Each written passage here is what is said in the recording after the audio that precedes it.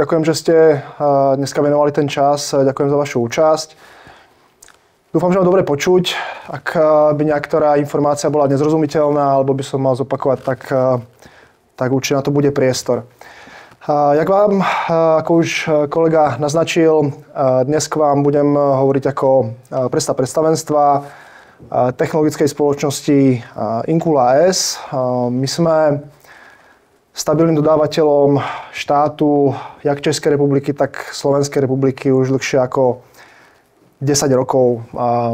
Podľa nášho názoru sme počas celého tohto obdobia slúžili, plnili projekty, plnili zmluvy od tých najmenších po tie najväčšie.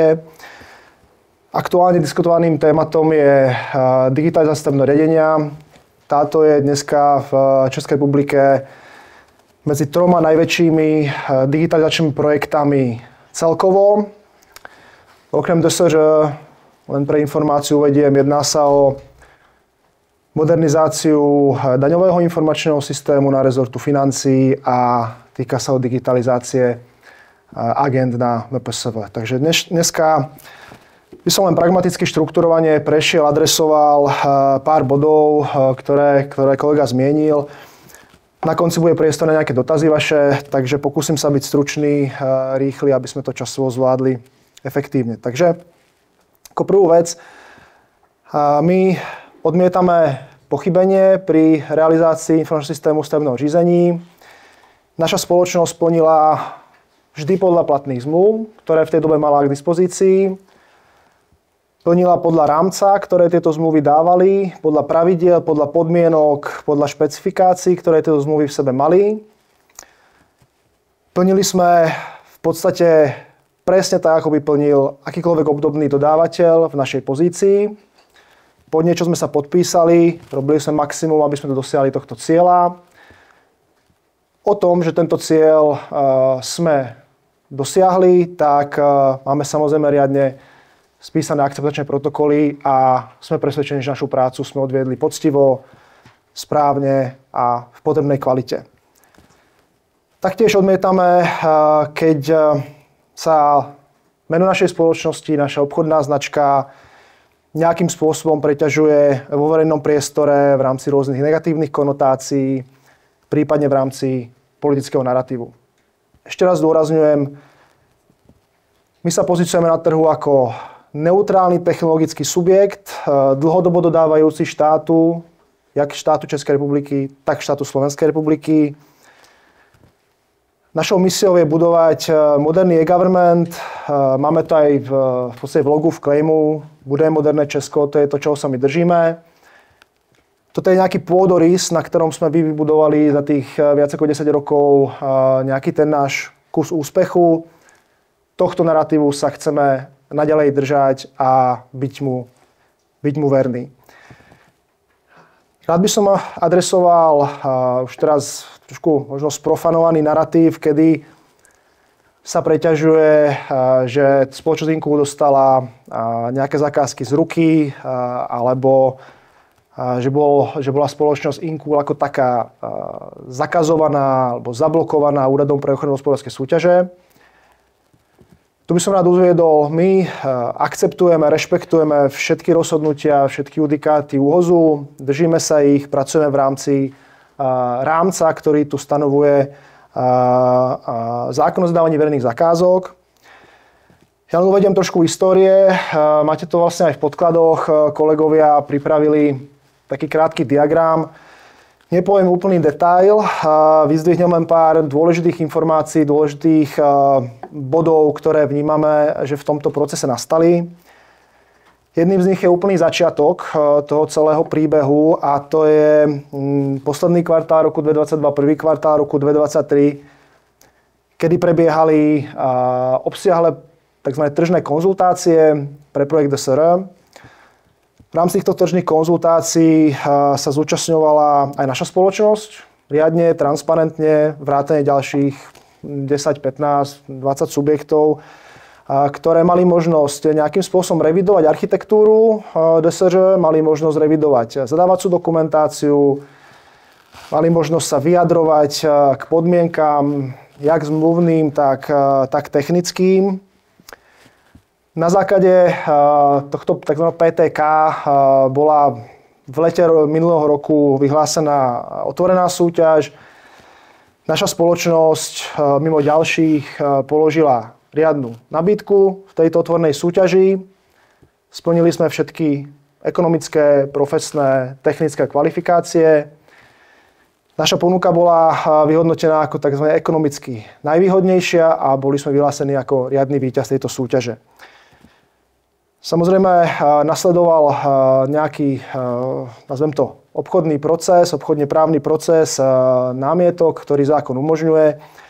Výsledkom tohto procesu bolo, že táto súťaž nie je našou vinou, nie je našim pričinením, bola zrušená, bola zastavená a my sme následne boli oslovení zo strany rezortu MMR, aj keď na podzim loňského roku. Boli sme oslovení z pozície tzv. Krajní nouze, ktorá podkladá inštitút JŽBU. Boli sme oslovení o realizácii malého výseku celej digitalizácie, ktorým je už spomínaný informačný systém stavebného řízení. S tým, že my ako dodávateľ nemáme mandát, nemáme kompetencie posudzovať, či tento inštitút je používaný naozaj z pozície krajní nouze. To není naša role.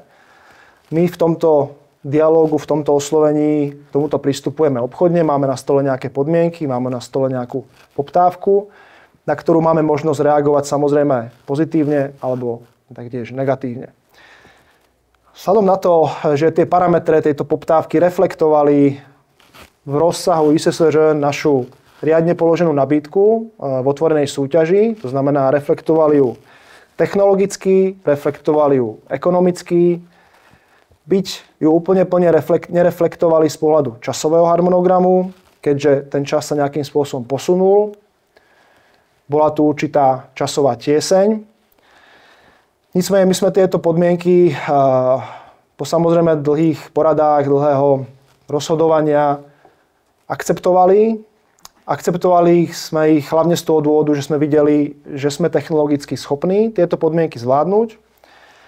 A akceptovali sme ich aj preto, lebo vnímame, že tento projekt ako celok DSR, respektíve tá naša komponenta ISSŽ, má parametre veľkého spoločenského prínosu, ktorý bol aj kvantifikovaný, bol nejakým spôsobom pomenovaný aj vo verejne sdeľovacích prostriedkoch.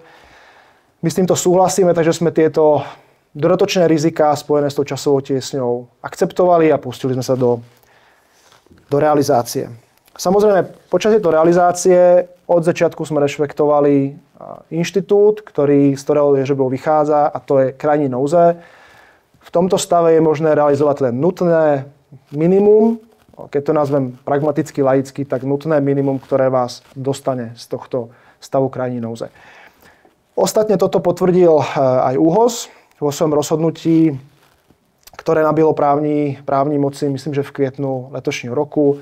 Potvrdil, že nejakým spôsobom je možné realizovať to nutné minimum, ale potom tá smlouva musí skončiť. Musí byť prerušená, musí byť zrušená. A tu vlastne vznikol potom ten druhý narratív, tá druhá časť, kedy to bolo nesprávne vykladané, že toto rozhodnutie nejakým spôsobom zakazuje spoločnosť Inkul ako takú. To nie je pravda. Toto rozhodnutie zakazuje, ruší, prerušuje tú smlouvu ako takovou, ten obchodný vzťah medzi zákazníkom a dodávateľom. Toto rozhodnutie nemá žiadny presah na naše ďalšie zmluvné záväzky, či už voči komerčným subjektom, ale hlavne subjektom o verejnej správe. A nemá taktiež žiadny dopad na naše záväzky voči tomuto aktuálnemu zákazníkovi, ktorým je rezort miestneho rozvoja. Poďme sa trošku posunúť. Akým spôsobom som za nás adresoval tú históriu. Pozrieme sa na súčasnosť, pozrieme sa na budúcnosť, lebo tá je z nášho pohľadu tá dôležitá. Keďže čas ide ďalej a poptávka vlastne nejakým spôsobom taktiež napreduje. My ako Inkul, ešte raz zdôrazňujem, sme neutrálny technologický dodávateľ, pracujeme s najmodernejšími technológiami, snažíme sa pracovať na tzv. Open sourceových technológiách. Týmto detailom vám naozaj nechcem doťažovať.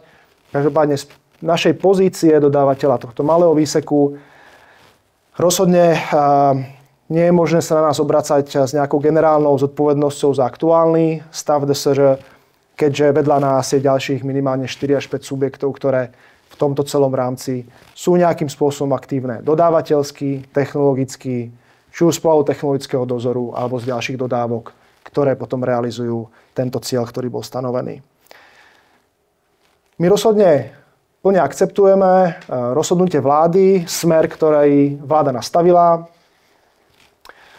Rozhodne vnímame ako pozitívnu snahu alebo nastavenie toho, že sa majú skonsolidovať tzv. Procesne právne rámce dodávateľov, keďže procesná istota dodávateľská je kľúčom k tomu, aby sme ako dodávateľia vedeli efektívne fungovať.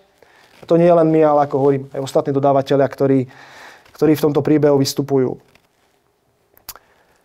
My už dneska samozrejme máme za sebou 4 až 5 mesiacov prevádzky systému ISSŽ.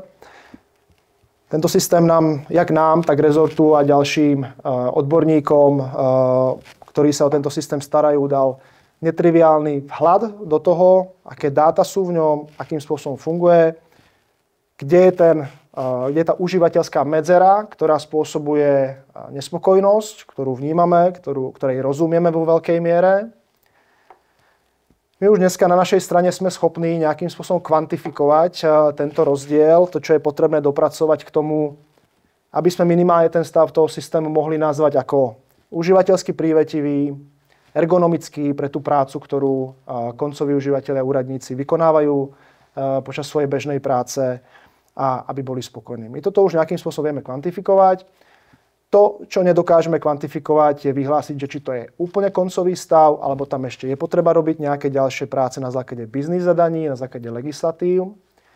Každopádne z pohľadu tejto užívateľskej spokojnosti, efektivity práce vieme dneska vyhodnocovať, že ten systém je technologicky prispôsobený na to, aby tento cieľový stav dosiahol. To ostatne potvrdzuje aj správa vlády, ktorá pomenováva, že technológie použité v tom systéme, architektúra toho systému, taká technologická pripravenosť je na modernej, adekvátnej úrovni dnešným tzv. Priemyslovým štandardom. Takže sme schopní odhadovať, že práce potrebné k dosiahnutiu tohoto stavu užívateľskej prívetivosti môžu trvať približne 6 mesiacov pri nasadení intenzívnych kapacít, ktoré sú obdobné tomu, keď ešte prebiehali práce na tzv. Medziverzii, ktorá bola spustená k 1. červencu, tzv. Tomu legislatívnemu základu. Už chcem zdôrazniť, že k tomu, aby takéhoto cieľového stavu bolo možné dosiahnuť, a to nezávisí na našej iniciatíve alebo iniciatíve ďalších tímov, ktoré sa o systém starajú, tak je určite nutnosť zahrnúť odborové organizácie, profesné organizácie, určite Svaz miest a obcí, určite Združenie tajemníkov. Toto sú organizácie, ktoré združujú obrovské množstvo know-how, poznatkov z terénu, ktoré nejakým spôsobom vedia akcelerovať postup k tomu cieľovému stavu. My ako dodávateľ sme tu, naďalej máme záujem o to plniť podľa riadnych zmluv, komunikovať, poskytovať súčinnosť a plniť ciele, ktoré boli zadané už úplne na začiatku tohto celého príbehu.